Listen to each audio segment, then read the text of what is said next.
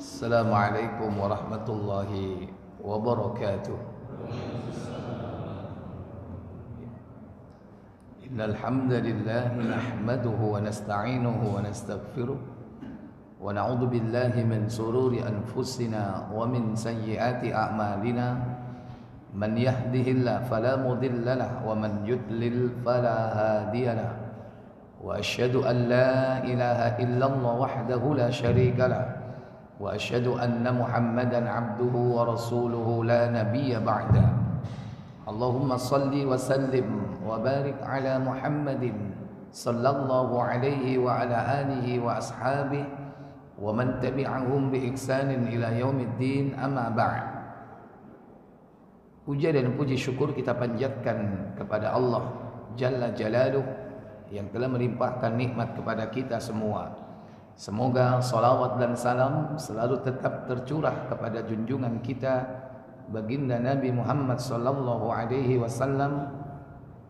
Demikian pula untuk keluarga beliau, keturunannya, para sahabatnya dan seluruh pengikutnya hingga tibanya hari kiamat. Bapak Ibu, saudara-saudari sekalian yang dirahmati Allah Jalla wa Ala.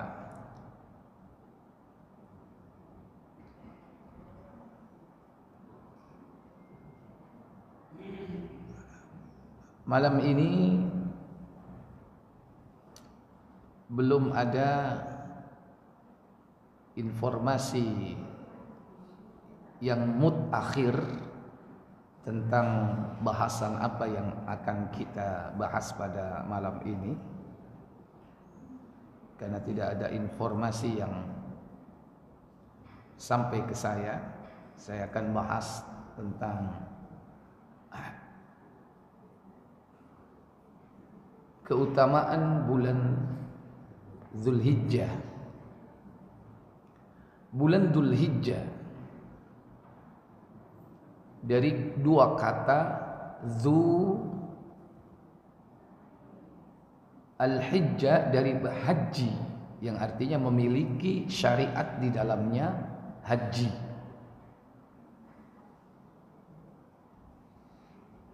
Bulan Dzulhijjah salah satu di antara bulan suci. Di samping Zulqaidah ada Dzulhijjah setelahnya, baru diikuti berikutnya Muharram.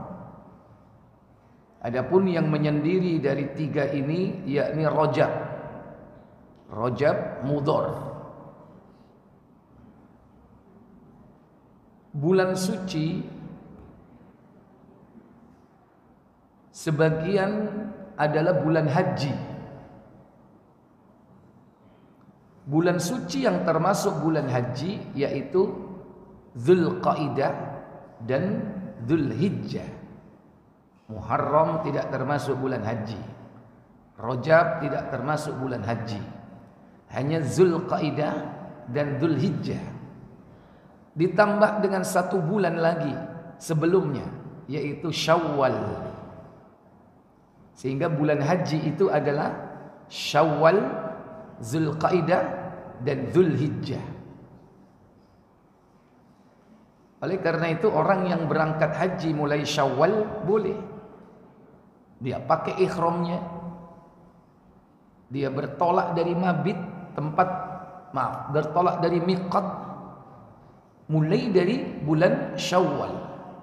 Memakai pakaian ihramnya sampai pelaksanaan ibadah haji dan selesai pada tanggal 13 Dzulhijjah. Maka bulan Dzulhijjah ini memiliki keistimewaan. Bahkan termasuk Nabiullah Musa alaihissalatu wassalam ketika berada di Gunung Tursina selama 40 hari, ternyata itu adalah bulan Dzulqaidah dan Dzulhijjah. Dzulqaidah sebulan ditambah 10 hari, yaitu di bulan Dzulhijjah pada awal bulan tersebut. Sehingga totalnya 40. Setelah 40 hari itu Nabi Musa pulang mendapatkan perintah, syariat yang berisi perintah dan larangan.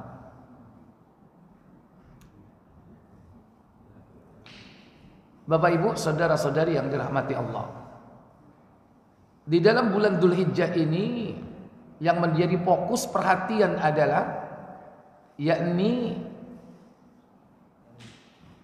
separuh dari bulan tersebut, dimulai dari awal sampai pertengahan, karena di dalamnya ada amalan-amalan ibadah yang luar biasa.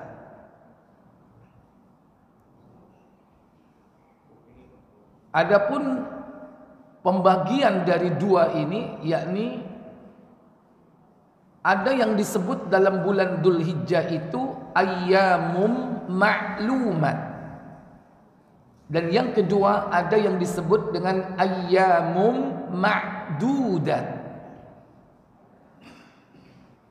Ayyamum ma'lumat artinya hari-hari yang ditentukan atau ditetapkan. Sedangkan ayyamum ma'dudat yaitu hari-hari yang berbilang. Ayyamum ma'lumat apa tadi? Ayyamum ma'lumat, hari-hari yang ditentukan, yaitu mulai tanggal 1 sampai tanggal 10 hari. 10 hari di bulan Dzulhijjah, tanggal 1 sampai 10. Adapun ayyamum ma'dudat, apa tadi artinya?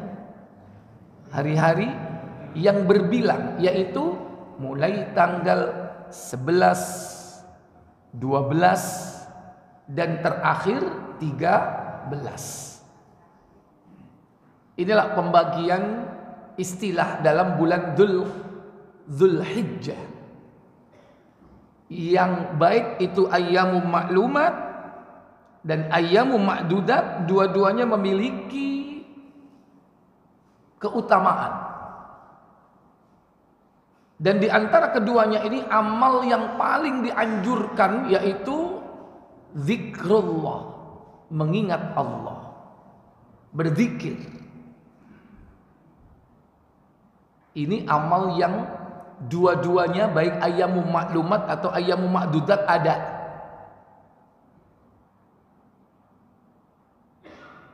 Dan zikir ini baik sifatnya mutlak ataupun muqayyad. Yang sifatnya umum, bebas, tidak ditetapkan dan ditentukan, maupun yang muqayyad, yang ditetapkan waktunya, bacaannya. Yang pertama, ayyamum ma'lumat, didasarkan firman Allah surah Al-Hajj 22 ayat 28, di mana Allah berfirman, liyashhadu manafi'a lahum wa yadhkuru ismallahi fi ayyamin ma'lumatin ala ma razaqahum min bahimatil an'am fakulu minha wa at'imul ba'isal faqir. Apa kata Allah? Supaya mereka menyaksikan berbagai manfaat bagi mereka, dan supaya mereka menyebut nama Allah pada hari yang telah ditentukan atas rizki yang Allah telah berikan kepada mereka berupa binatang ternak. Maka makanlah sebagian daripadanya, dan sebagian lagi berikanlah untuk dimakan orang-orang yang sengsara dan pincang. Diulangi. Awal. Tes dulu.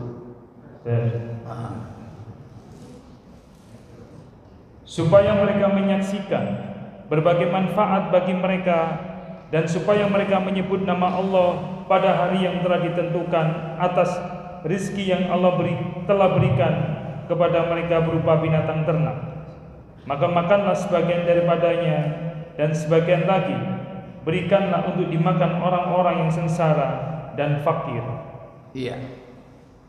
Allah katakan dalam ayat ini liyashhadu, dan hendaklah mereka mempersaksikan manafi', berbagai macam manfaat, ala ma razaqahum,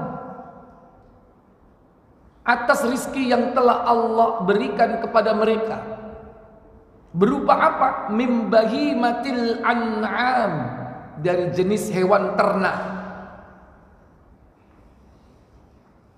Jadi Allah memberikan manfaat hewan ternak.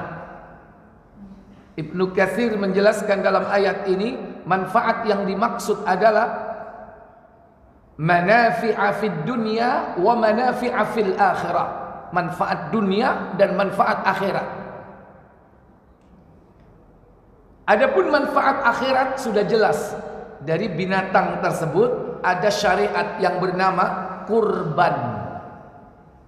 Apa manfaatnya? Dalam rangka untuk mendekatkan diri kepada Allah, untuk meraih pahala, meraih ridha Allah. Itu manfaat akhirat. Adapun manfaat dunia, yaitu manfaat hewan ternak yang digunakan sebagai pertama, alat transportasi untuk membantu pekerjaan manusia. Yang kedua, diperjualbelikan sebagai barang dagangan. Yang ketiga, minimal dikonsumsi, dimakan minimal. Tapi kadang dimakan itu tidak lepas dari perdagangan. Karena untuk memiliki mesti harus diawali dengan apa? Membelinya. Ya bisa jadi tidak membeli tapi diberi. Tapi tiga manfaat ini paling tidak. Nah, sekarang binatang ternak di situ apa saja? Ternak apa saja? Satu, kambing, sapi, unta, ternak ya, ternak. Terus ayam, bebek, mentok gak masuk pisan. Yang dimaksud binatang ternak dalam ayat ini sebagaimana firman Allah dalam surah Al-An'am, surat hewan ternak, surat 6 ayat 143. Thamaniyata azwaj minadh-dha'ni itsnain minadh-dha'ni itsnain wa minal ma'zi itsnain. Apa kata Allah?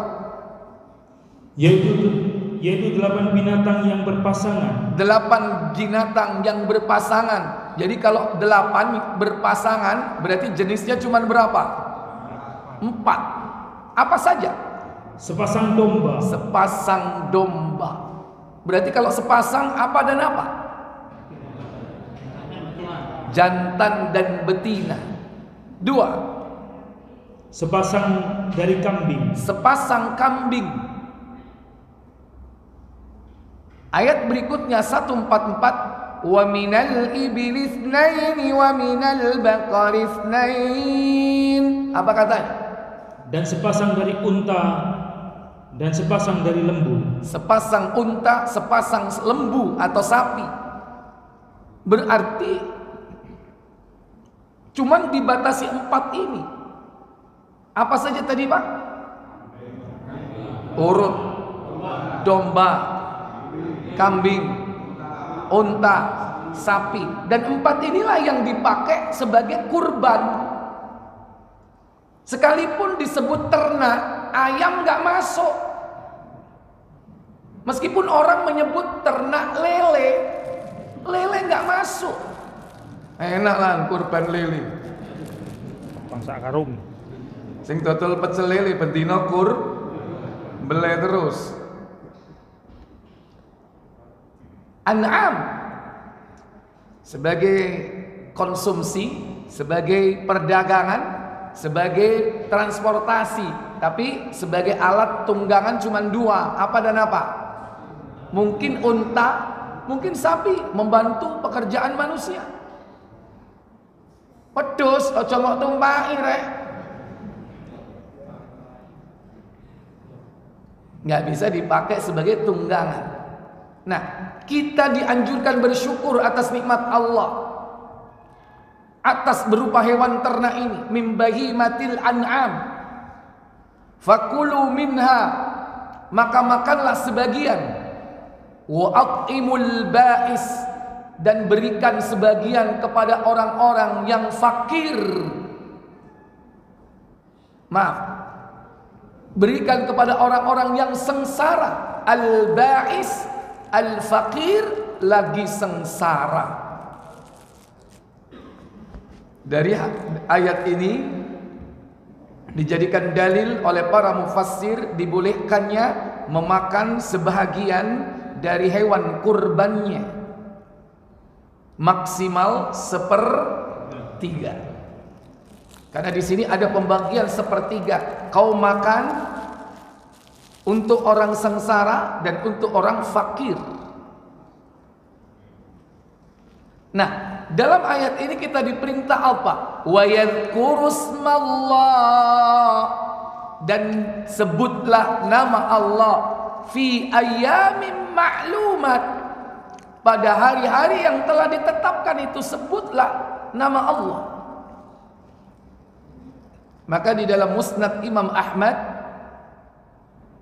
Nabi SAW bersabda, ma min ayyamin, tidak ada satu hari, ahabbu ilallahi, yang lebih dicintai oleh Allah tabaraka wa ta'ala, illa hadhil ayyamil ash, daripada 10 hari di bulan Dzulhijjah ini, kata Nabi. Kemudian Nabi mengatakan fa'aktsiru, maka perbanyaklah minat takbir wat tahmid wat tahlil, perbanyaklah olehmu takbir, tahmid, tahlil, zikir.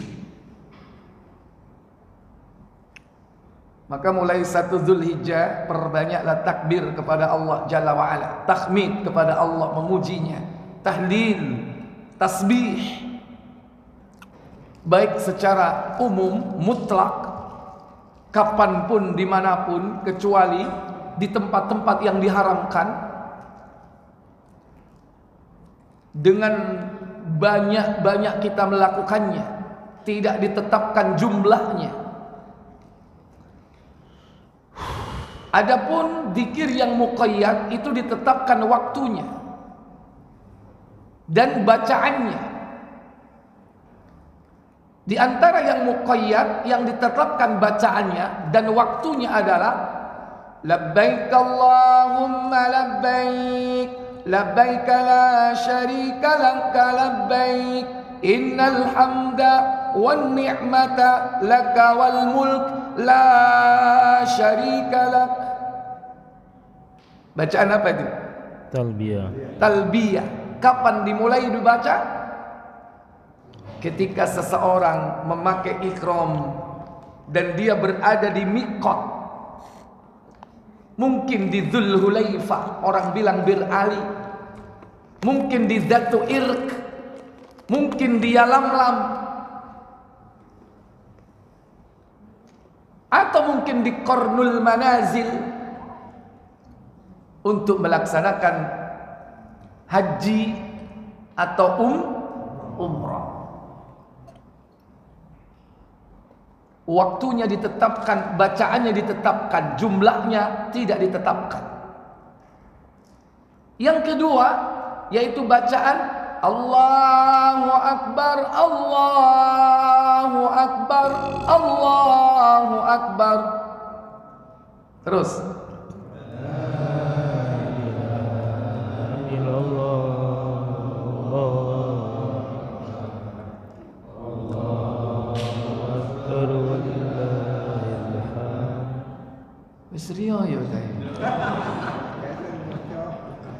Iki contoh.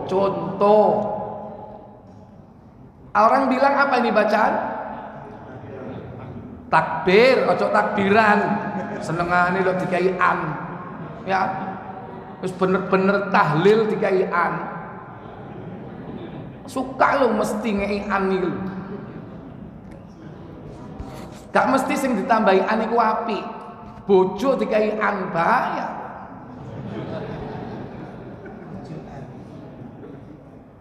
Bojo-bojoan bahaya gak?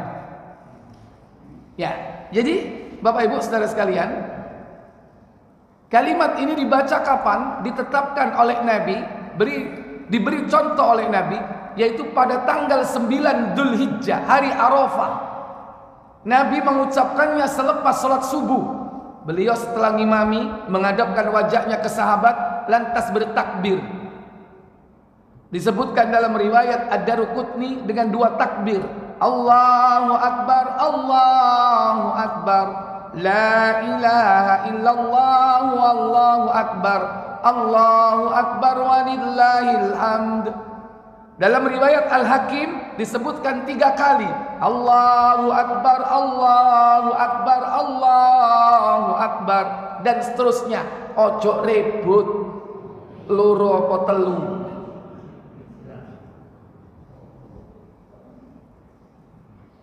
Dimulai dari saat 9 Dzulhijjah, hari Arafah, mulai dari saat sholat subuh. Terus dilakukan setiap ba'da sholat, diberikan contoh oleh para sahabat. Sampai tanggal berapa?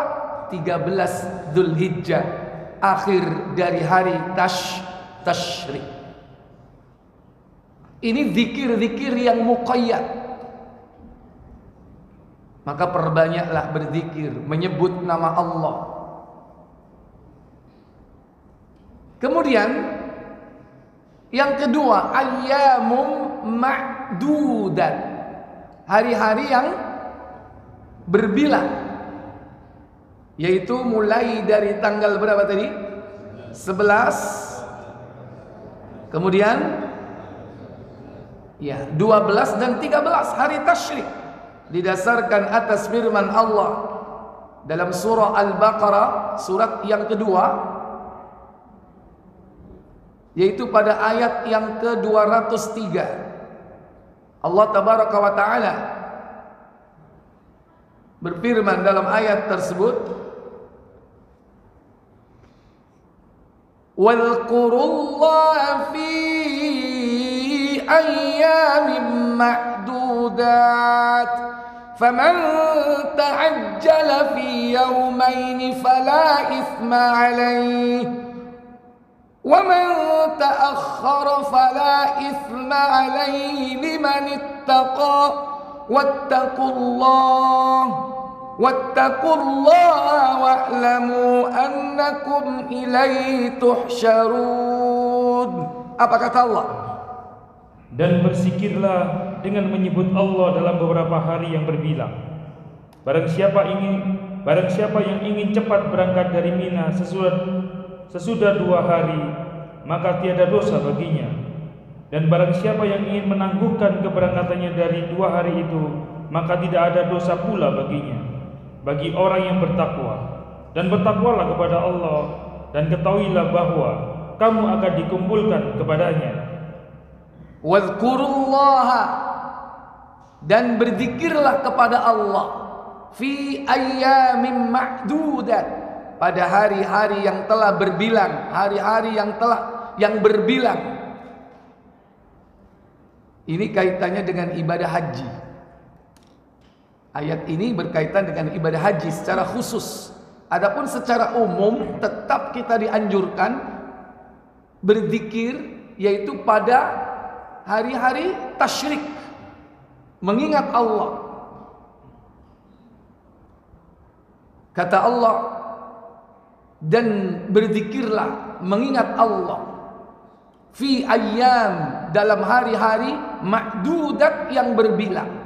Faman ta'ajjala fi yaumain, barang siapa yang kembali ke maktab setelah 2 hari, mabit di Mina untuk melaksanakan ibadah, khususnya lempar jumroh. 3 lempar jumroh, jumratul ula, jumratul tsani, jumratul aqabah, dilempar 3 semuanya ini pada tanggal 11, pada tanggal 12. Setelah tanggal 12 dia pulang balik ke hotel atau ke maktab. Ini nafar ula. Faman ta'ajjala fi yaumaini fala itsma alaih. Tetapi apabila dia waman ta'akhkhara dia mengakhirkan sampai tanggal 13, semua dilaksanakan dengan baik sampai akhir hari tasyrik, fala itsma alaih, juga tidak mengapa. Maka yang kedua ini disebut dengan nafar tsani, sehingga tahallul tsani semua dilakukan. Maka bagi orang-orang yang bertakwa adalah kesudahan yang baik. Dan Allah Jalla wa'ala mengatakan, ketahuilah bahwa kalian kelak akan dikumpulkan kepada kami. Maka prosesi ibadah haji ini bagikan miniatur perjalanan akhirat manusia ketika kelak dikumpulkan di padang mahsyar. Maka semua yang dilakukan itu dalam rangka untuk apa? Berzikir kepada Allah, mengingat Allah. Seluruh ibadah manasik, tawafnya itu mengingat Allah, sa'inya mengingat Allah, lempar jumrohnya mengingat Allah. Jadi kita melempar jumroh, walaupun ibadah ini menapak tilasi perjalanan manusia mulia Ibrahim dan keluarganya, tapi tujuan utamanya dalam rangka zikrullah, mengingat Allah.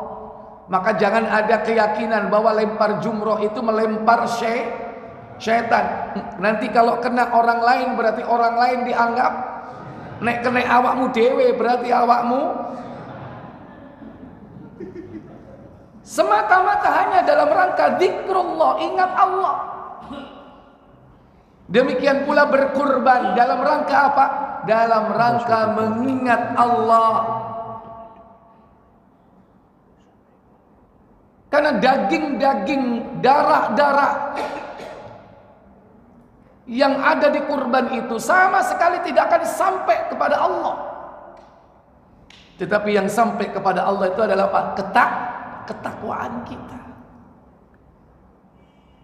Maka amal yang paling utama di 10 hari pertama, 3 hari setelahnya adalah mengingat Allah dalam segala aspek, Bapak Ibu. Dengan lisan kita berzikir, dengan hati kita berzikir, dengan amal perbuatan kita pun mengingat Allah. Sehingga seluruh amal ibadah yang dilakukan di 10 dan 3 hari setelahnya tidak ada yang bisa menandingi. Bahkan khususnya 10 hari pertama, amalan ini tidak akan bisa ditandingi dengan jihad fisabilillah sekalipun. Apa yang bisa menandingi amal ini? Satu yang bisa menandingi, mati syahid. Apa? Mati sebagai syahid. syuhada, yaitu mati syahid. Kata Nabi dalam hadis Abu Dawud nomor 2438 dari Abdullah bin Abbas radhiyallahu taala anhuma.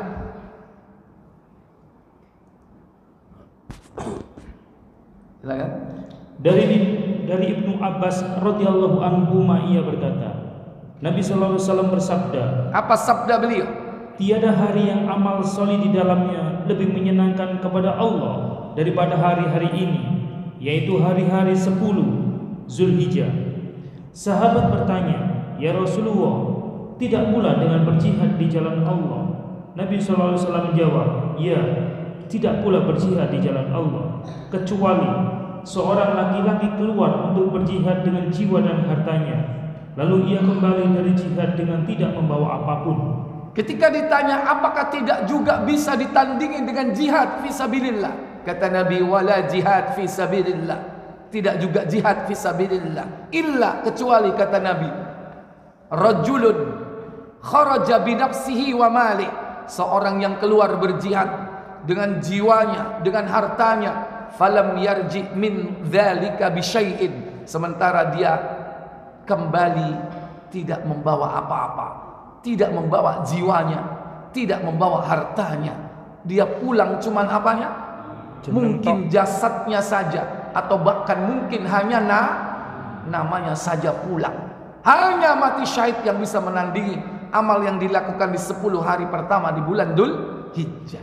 Oleh karena itu Bapak Ibu, isi 10 hari pertama di bulan Dzul Hijjah dengan amal ibadah yang kita lakukan dalam rangka untuk mencari keridhaan Allah, ikhlas karena Allah, dan mengikuti tuntunan.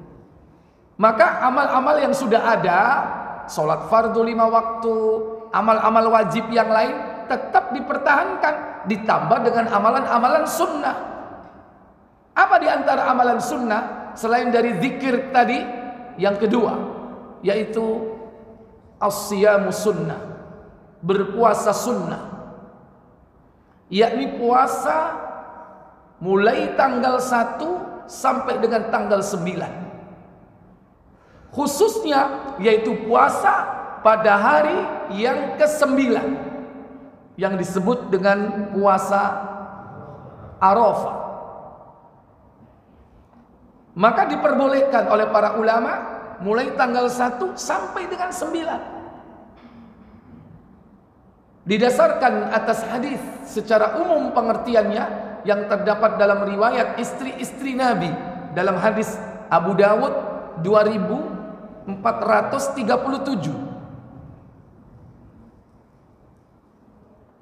Dari beberapa istri Nabi SAW, mereka berkata, apa katanya? Rasulullah SAW berpuasa pada tanggal 9 Zulhijjah. Iya.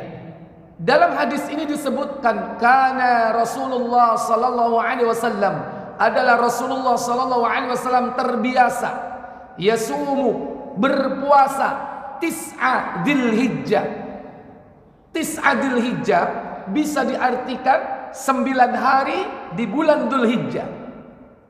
Tis'a Dzulhijjah bisa diartikan dengan apa? Hari yang ke-9 Dzulhijjah. Inilah puasa yang biasa dilakukan oleh Nabi. Kalau tidak 9 hari, hari yang ke-9.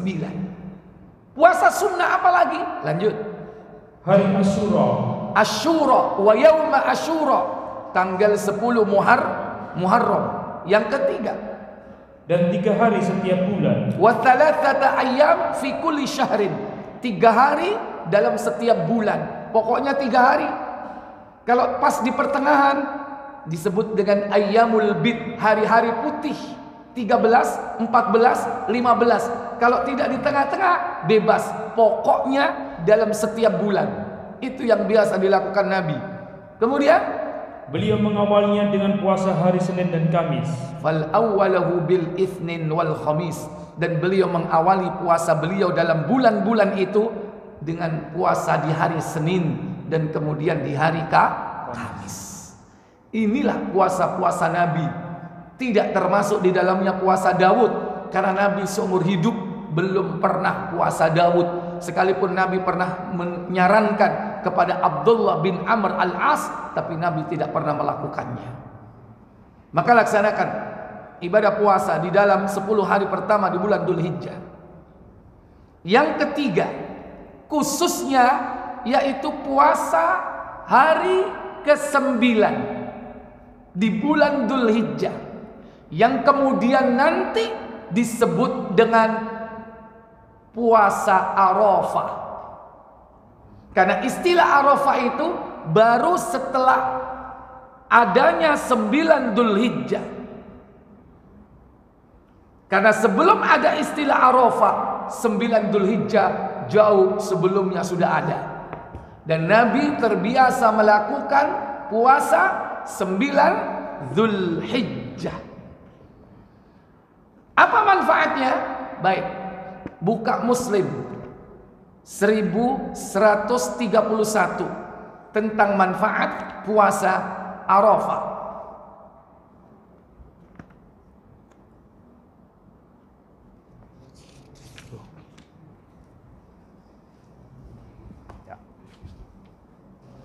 Dari Abu Qatadah Al-Ansari radhiyallahu, ia berkata, Rasulullah SAW bersabda.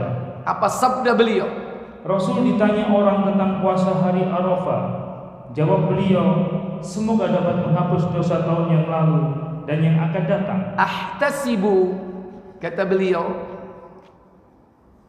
semoga, mudah-mudahan, ayyukaffira as-sanatal madiyah wal baqiyah, dapat menghapus dosa tahun yang lalu dan yang akan datang. Berapa tahun berarti Bapak Ibu? 2 tahun. 2 tahun dosa dihapus. Tapi ingat, dosa besar apa dosa kecil? Kecil. Dosa kecil. Tapi lumayan. Ya Ustaz. Sip. Termasuk ngelirik-ngelirik bojone iku dihapus dosane. Termasuk cangkeme sing keperucut so itu dihapus. Kadang kan apa? Saking lucuwe, apa lucu? Lunyu cucuke. Surabaya kan gampang kan, titik mangkel titik so. Mari ngono, astagfirullah, kok sik mesu aku rek. Wah biasa soalnya. Wis Karena lunyu. Udah kebiasaan. Nah itu dihapus. Dosa mata, dosa telinga, sing sik seneng, ya. Mantuk-mantuk, nek ngrungokno apa iku. Nah itu dihapus, lumayan itu. Setahun yang lalu dan yang akan datang. Kalau dosa besar yang nggak bisa dihapus dengan ini, enak lah. Mari zina, Arafah, beres. Nggak bisa. Baik. Amalan yang keempat yaitu apa? Kurban. Karena kurban ini merupakan perintah yang diwajibkan bagi mereka yang mampu. Dan itu dilaksanakan setiap tahun. Kata Nabi, Abu Dawud 2788. Tirmizi, bukan Abu Dawud.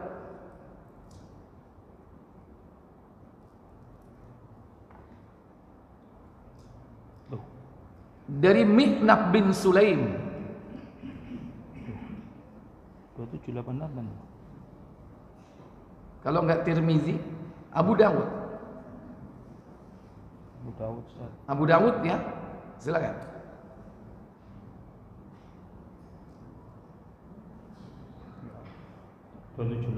Iya. Abu Dawud 2788. Tentang kurban, silakan. Dari Mihnab bin Sulaim radhiyallahu anhu, ia berkata, pada waktu kami wukuf bersama Rasulullah SAW di Arafah, beliau bersabda. Apa sabda beliau? Wahai manusia, ayyuhan nas, sesungguhnya bagi setiap penghuni rumah atau keluarga, inna ala kulli ahli baitin, sesungguhnya bagi setiap penghuni rumah, kepala keluarga, apa yang dilakukan? Setiap tahunnya, fi kulli am, setiap tahun diharuskan menyembelih hewan kurban dan udhiyah, diwajibkan menyembelih hewan kurban. Hadis ini ada kelanjutannya. Dengan apa lagi setelah itu? Dan atiro. Atiro ini dihapus hukumnya. Apa yang dimaksud atiro? Yaitu menyembelih hewan kurban di bulan Rajab. Sudah tidak ada lagi syariat ini. Orang menyebutnya dengan apa? Rajabiyah. Lanjut. Yaitu sesuatu yang biasa disebut Rajabiyah, hewan yang disembelih pada bulan Rajab. Maka sudah tidak ada lagi perintah menyembelih kurban di bulan Rajab. Maka perintahnya yaitu di bulan apa? Dzulhijjah. Maka wajib bagi mereka yang mampu membelinya, minimal mampu membeli seekor apa? Kambing atau domba. Berapa minimal duit? Paling murah 3 juta. Ada yang lebih murah? Ada. Itu kunang desa pucuk gunung? 2,6. 2,6. Sopo dodolan? Karang 4. Karang 4. Iya, silakan. Minimal punya duit. Omaku lan. Senilai 1 ekor kambing. Justru disinilah nanti ujiannya. Apakah kita cinta kepada duit kita ataukah cinta kepada Allah? Diuji. Wayane pas kurban ono HP anyar diskon. Sing mestine 5 juta karek 3 juta. Gede nggak diskonnya? Tuku HP opo kurban? Halo? Ngaku Jujur ta rek. Korban jeso beni, HP saiki to. Karena alasannya apa? Tahun depan Iso korban. Iki HP gurung karuan. Manuk maneh. Ono iki diskon gede-gedean ini. Disinilah ujian cinta antara cinta kepada syariat Allah yang tidak lain cinta kepada Allah, ataukah cinta kepada harta yang tidak lain adalah cinta kepada dunia. Kita masih mending loh ujiannya antara Allah dan harta. Kalau dulu Nabi Ibrahim diuji oleh Allah antara cintanya kepada Allah dan cintanya kepada anak. Siapa dia? Ismail. Bertahun-tahun gak punya anak, sampai usia 86 tahun baru punya anak satu-satunya. Manusia wajar merasuk rasa cintanya dalam hatinya, tapi Allah menguji, apakah Ibrahim masih cintakah kepada Allah? Dan Nabi Ibrahim lulus. Sementara kita lulus nggak nih ono diskon HP mau. Kalau kita jadi beli HP, hati-hati, nanti HP-mu jadi kurban. Kau oleh HP, pahala kau oleh HP ini. Yang kelima, amalan apa? Kalau kita sudah niat kurban, Bapak Ibu, jangan mencukur rambut dan memotong kuku mulai terbitnya bulan Dzulhijjah sampai hewan kita disembelih. Baca Muslim 1918.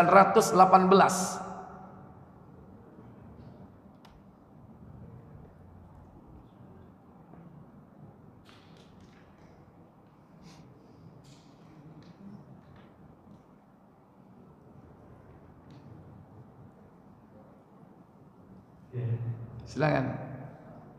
Dari Ummu Salamah radhiyallahu anha, ia berkata, apa katanya? Nabi SAW bersabda, apa sabda beliau? apabila kamu melihat bulan Dzulhijjah telah terbit dan kamu bermaksud tidak menyembelih kurban, maka janganlah kamu mencukur rambut dan memotong kuku hingga selesai menyembelih. Idza ra'a hilal Dzulhijjah, jika kalian sudah melihat tanggal masuknya bulan Dzulhijjah atau telah terbit bulan Dzulhijjah tanggal 1, fa arada ahadukum ayyudhiya, sementara kalian hendak berniat berkurban, falyumsik, maka hendaklah kau biarkan, jangan kau potong dan kau cukur, an sa'rihi wa azfari, rambutmu dan kukumu. Kalau rambut itu semua rambut, Pak.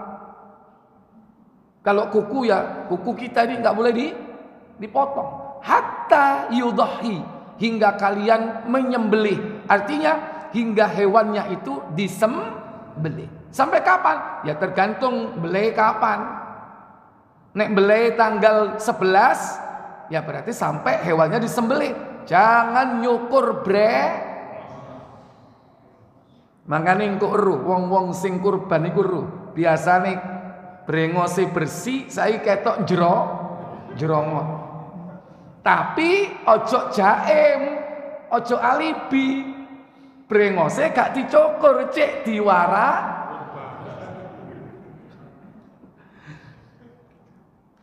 Yang tahu siapa? Allah. Ya, baik. Dan yang terakhir, amalan apa yang dilakukan di 10 hari pertama di bulan Dzulhijjah, yaitu tidak lain adalah haji dan umrah. Itulah amalan yang luar biasa. Nah, cuman ini dipilih oleh Allah, nggak semuanya bisa. Kalau puasa semua bisa. Kalau berkurban, insya Allah semuanya bisa. Banyak yang bisa. Tapi kalau haji hanya dipilih orang-orang yang dimudahkan oleh Allah untuk melaksanakannya. Semoga kita ke depan dimudahkan untuk melaksanakan haji dan umrah. Baik Bapak Ibu, Mungkin ini yang bisa saya sampaikan. Saya buka peluang untuk tanya jawab. Silakan kalau ada pertanyaan. Sudah isya atau belum? Belum. Nah, silakan tanya jawab. Masih banyak waktu. Silakan. 1, 2. Baik, monggo Pak. Pertanyaan kering ini.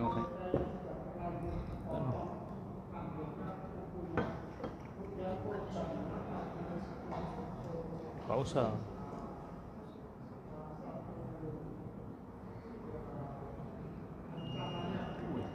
Ya, jadi sudah terlanjur dicukur atau dipotong. Padahal dia niat berkurban.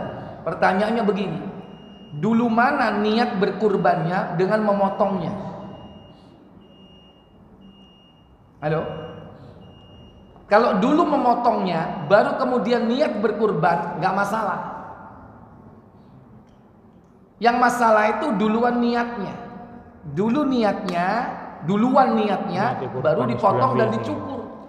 Nah itu berarti menyelisihi sunnah. Menyelisihi sunnah. Walaupun ini bukan termasuk dosa besar, tapi kita tetap istighfar kepada Allah. Mohon ampun, karena menyelisihi sunnahnya itu. Nah, adapun niat itu tidak harus mesti di tanggal 1 atau sebelumnya. Bisa jadi sudah masuk tanggal 1, tanggal 2, tanggal 3 baru niat. Contoh, tanggal 1 bulan Dzulhijjah masuk, tapi nggak ada niat untuk kurban. Begitu tanggal 5 Dzulhijjah oleh arisan narik 20 juta. Baru ada niat kurban. Kira-kira nek 20 juta arep kurban apa ini?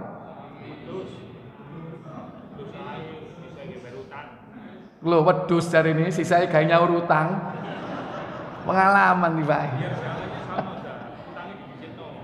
Iya, padha wajibe. Ya wis. Baik, tetap kurban kan? Maka dia sejak saat itu, sejak dia niat tanggal 5 baru mulai tidak mencukur dan memotong. Sampai kapan? Hewannya disembelih. Tapi kalau sudah ada niat berkurban sejak bulan Zulqaidah atau bulan Syawal duwe wis ana, iki rek 20 juta iki arep tak tukokno apa sapi, gak tak ote-ote, tak tekek berangkas tak kunci. Padahal sik bulan Syawal. Kapan tidak mencukurnya? Apakah sejak mulai niat itu? Gorong. Mulai masuk Dzulhijjah baru tidak mencukur. Nek mulai Syawal kon dadi opo kon niku? Gak nyukur mulai Syawal, ya kan?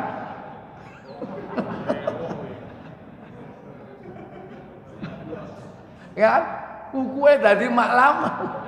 Bisa jadi ini ya. Medeni wong ini. Jadi harus bersamaan, harus berpadu antara niat dan masuknya hari 10 Dzulhijjah. Kalau harinya belum masuk, walaupun niat belum. Walaupun sudah masuk, kalau nggak ada niat belum. Wong gak niat kok, gak ada duit kok. Apa melok-melok gak nyukur, gak ada duit, gak niat. Walaupun sudah masuk, harus berkumpul dua-duanya antara masuknya hari-hari 10 Dzulhijjah dan niat untuk berkurban. Baru kalau sudah berkumpul, baru kita mulai untuk tidak mencukur dan memotong rambut. Baik, adzan dulu, kita lanjutkan.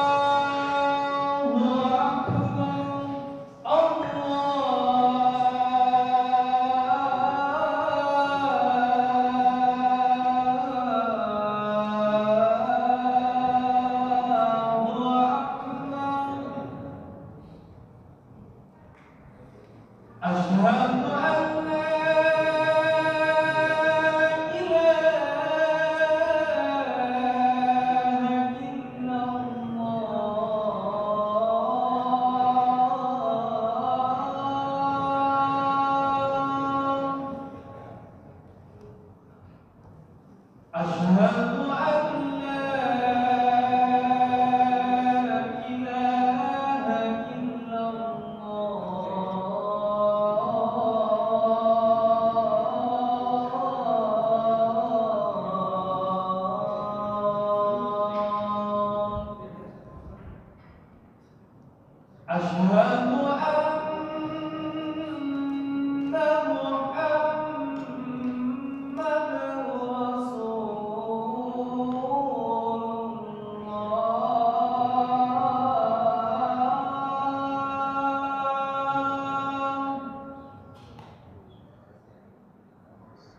an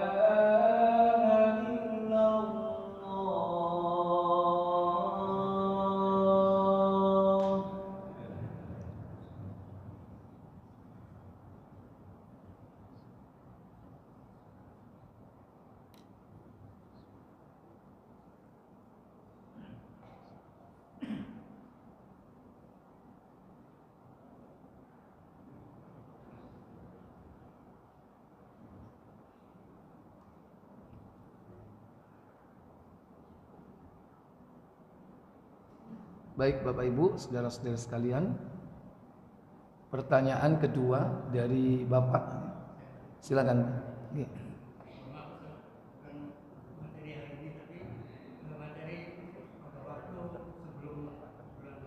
Sebelum bulan Ramadan,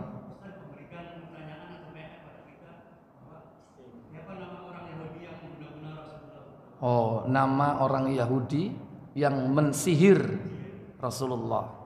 Itu PR ya? Tak suruh nyari ya? Bapak sudah nemu? Siapa namanya? Labid al-Aqsam 100. Dari Bani apa nih? Ada hadiah? Buku? Pak Budi? Kok jajan? Aku gak duit jajan, aku nang kene. Ki Qur'ane masjid iki kan. Kok kitab muslimmu tak kekno. Iya, ada nggak di mobil buku? Buku. Ada sekarang buku. Ya, nanti dikasihkan ya. Ya. Ya, jadi seorang Yahudi yang mensihir Rasulullah itu namanya Labid al-Aqsam. Itu dia berasal dari Bani Zurek. Bani Zurek ya. Itu menyihir Rasulullah dengan 3, yaitu mayang kurma, kemudian rambut dan sisir. 3 ini bahan ini yang dipakai. Mayang kurma, sisir dan rambut beliau. Hanya hati-hati, rambut itu bisa menjadi media untuk sihir. Makanya jangan sekali-kali kita nih gampang membuang rambut, karena rambut apalagi perempuan.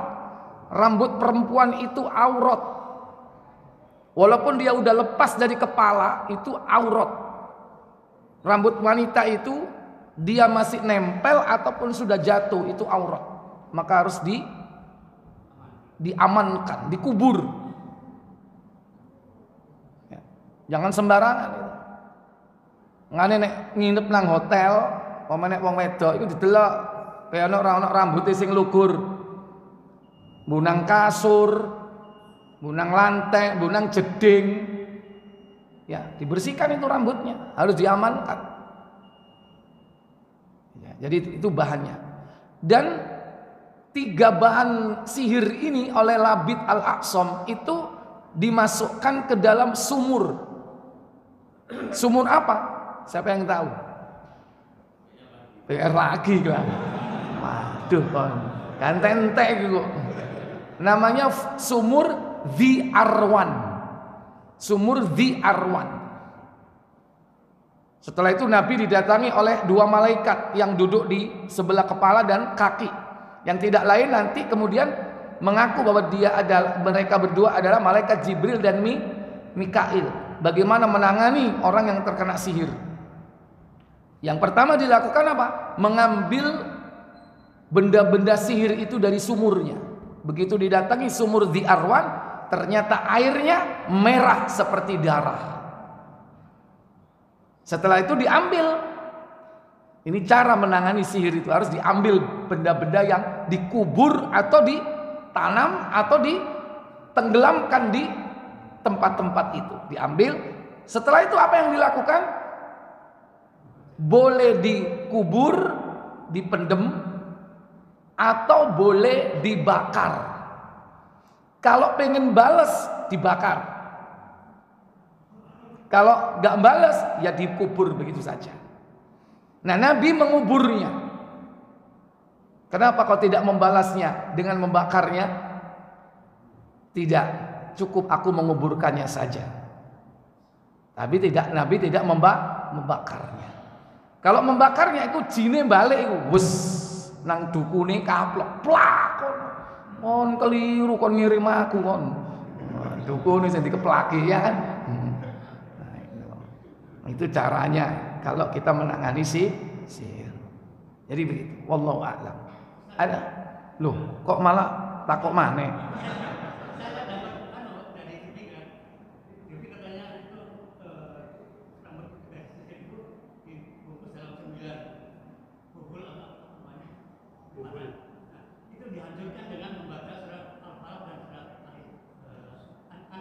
Ya, tapi buhulnya itu dilepas dulu. Buhul ikatan itu bukan dibungkus, buhul itu diikat. Tali diikat-ikat, sikat satu, diikat lagi. Itu harus dilepas satu-satu. Kalau enggak ya digunting, diudari.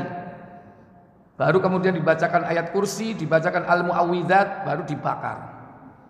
Dilepas dulu. Kalau keris ada jinnya ya gitu, harus apa? Dipotong-potong dulu bentuknya sampai hancur. Baru dibacakan ayat kursi, baru dibakar. Ojo dibuang biasa, kok ditemu wong balik mana? Baik. Ada lagi? Pertanyaan, saya berikan satu lagi kesempatan. Monggo. Berkaitan dengan Dzulhijjah. Silakan. Kerbau itu sebetulnya tidak termasuk jenis yang harus dijadikan kurban. Cuman oleh sebagian ulama diperbolehkan ketika tidak ada yang namanya sapi, tapi adanya cuman kerbau, maka diperbolehkan. Karena kalau lihat dari jenisnya mirip, hampir sama, cuman dari fungsinya kan mungkin berbeda. Antara kerbau dan sapi, apa bedanya? Hah? Kalau kerbau itu bisa nggak dipakai untuk menarik cikar? Ada? Oh, berarti nggak sama ya.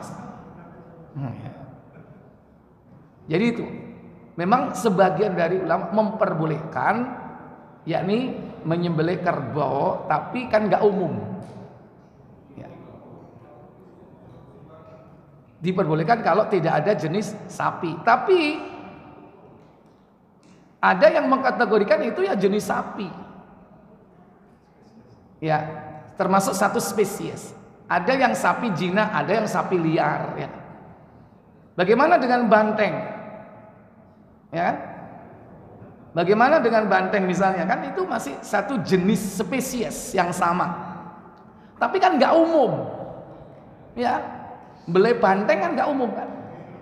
Atau bahkan ada yang lebih ganas lagi, sejenis kan, satu spesies nggak? Iya, tapi belum pernah dengar orang beli bison. Nah, yang disembelih di sini adalah ternak. Yang dimaksud ternak di sini mudah menternaknya.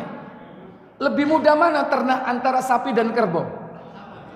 Lebih mudah sapi. Lebih mudah sapi. Kerbau itu punya kebiasaan apa? Buruk, yaitu apa? Berkubang. Sapi punya kebiasaan itu enggak? Enggak, itu punya kebiasaan. Dia berkubang di apa? Dia lumpur, senengannya gitu. Itu ada satu kebiasaan, tapi spesiesnya sama. Dan yang umumnya diternak di kandang-kandang itu apa? Sapi. Ya, sapi. Wallahu a'lam ya. Tapi pernah nggak ada yang menyembelih kerbau di negeri ini? Ada di daerah-daerah tertentu kaum muslimin yang tidak menjumpai sapi, seperti di daerah mana? Mana Pak? Kudus. Ini nggak ada kaitannya dengan mitos loh ya. Nggak boleh kalau kaitannya dengan mitos lantas nggak boleh menyembelih, enggak. Karena memang nggak ada, bukan karena nggak boleh, karena mitos. Kalau di Kudus itu mitos nggak? Mitos, nggak boleh beli sapi, tapi akhirnya diganti ke, makanya soto Kudus itu asli nih soto kebo duduk sapi. Mangkok cilik ngamuk-ngamuk ini. Oh boy, biasa makan soto ayam sak mangkok munjung ya, cilik ya. Diomeli sing dodol cak kon ini. Soto cek medite. Ya, wallahu a'lam ya. Saya pikir cukup sampai di sini. Subhanakallahumma wa bihamdik asyhadu an la ilaha illa anta astaghfiruka wa atubu ilaik. Wassalamualaikum warahmatullahi wabarakatuh.